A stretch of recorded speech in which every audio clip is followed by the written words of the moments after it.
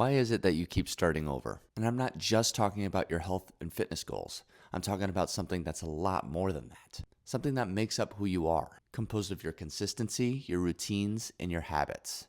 And they make up something called your identity, who you are. You keep starting over because you start off motivated, you start off strong, telling yourself that you want better for yourself, you want change that lasts, all to continually keep falling off and keep telling yourself you're going to start over the next Monday. But here's the truth. You're not starting over because you're lazy. You're not even starting over because you lack discipline. You keep starting over because nothing about you has actually changed. You continually still operate as the same person, the same habits, same routines. So until that changes, you're going to keep repeating the same cycle. And that's the purpose of this video, is to show you 3 actionable shifts that you could incorporate for yourself today and take action on right after watching this video. So you could finally start building that identity that shifts everything. Since I graduated college 13 years ago, I've been through every single stage of adulthood, from getting engaged in my last year of college, getting married shortly after, having children, and buying a house, all while wearing so many multiple hats, juggling so many responsibilities at one time, working the 60-hour work weeks, and trying to build a career and live a life worth living. And during all this, I've prided myself for years, my whole life pretty much, on being a hard worker. But I'm here to tell you that there's more to being a hard worker than actually working hard. Stay with me here. It's about working smarter, not harder. Because I've realized over the years that the harder I worked, the more that was expected of me, and the less I was respected. My employers and peers would take advantage of me. So while I prided myself over the years since high school on having a lot of discipline, high work ethic, and these are all great things at face value, but I've realized that many times over the years, my efforts would go unnoticed. And it honestly would just lead to more stress and overwhelm. As a result, I'd feel like I'd be starting over. So it wasn't until I started working smarter, managing my time better, and focusing on things that I actually enjoyed while still working hard. So much so that it felt less and less like work at all. That's when everything started to click and I stopped feeling like I had to restart all the time. I stopped that cycle. So let's break down how this actually works. Shift number 1, you need to stop trying to do more. That's what I did for years and years. I kept thinking that the more I did, the more valuable I was to myself and society and to whatever I was doing. But I've realized the real answer, is to do less. The more stuff you do by saying yes to so many things, you're saying no to other things. We only have so much mental bandwidth as humans per day. Everything we choose to do in the course of our days requires one thing that's so valuable that we don't realize, and that's focus. Focus requires energy. What we focus on is what we're actually choosing and deeming as important in that moment. And honestly, it has the highest chance of getting done. So if you shift the mind frame to doing so much to doing less, you'll be surprised how much more efficient you are at certain things. Doing more doesn't fix the problem, it creates new ones, and it makes everything worse. It creates overwhelm and just stacks everything when it doesn't need to be. And without even realizing it, it divides your focus.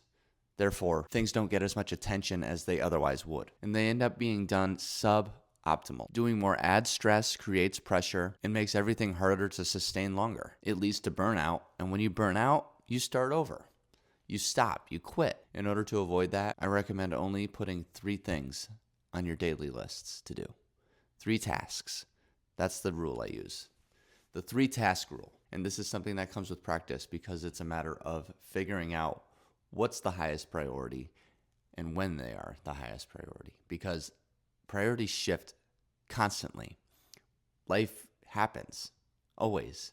Things come up, but we have to learn. That's a skill that comes with time and practice. Things took a change for me when my identity changed from how can I do more to how can I become somebody who naturally does this automatically. You shouldn't have to force your actions. You should just align your actions with the person you want to become. And by doing this like arbitrary, long, overwhelming list, you're forcing tasks that may or may not get done. And even if they do get done, they get done subpar. The key to success is doing less more efficiently. Pro tip, save the tasks that are most important to you for earlier on in the day. We're most mentally fresh as soon as we wake up.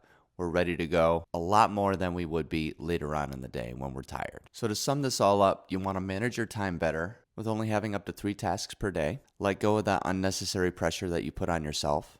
by doing so much at once and focus more on things that you're actually going to enjoy.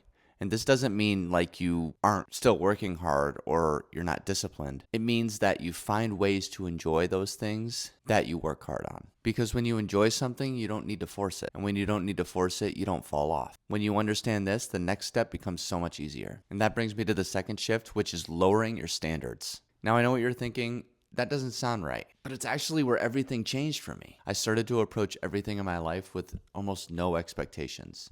Even though I had such amazing things in my life, I would still have that stoic mindset. And that might sound negative at face value, but it actually removed pressure. And I know people might be arguing or thinking right now, well, you got to be positive and manifest good things. I still do that, but I don't have any expectations in the process. It removed the feeling of perfection because I realized that would overwhelm me more than anything else. I realized that's what causes quit. And instead, I started taking one stop at a time. Now, let me explain what that means. I've been a delivery driver now for 8 years. I started working at WB Mason in 2018.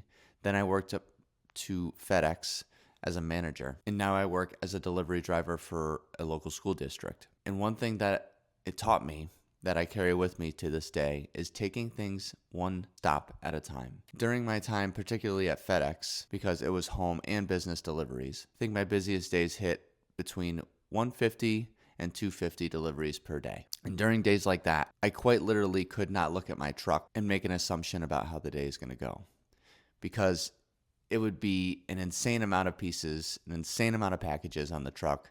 I wouldn't be able to walk. I couldn't see in the back. It was that many. And I would just crumble. If I just looked at everything, I would get so overwhelmed and think to myself, well, how is this going to happen? But you can't do that. And this kind of goes with my first point with not doing so much at once.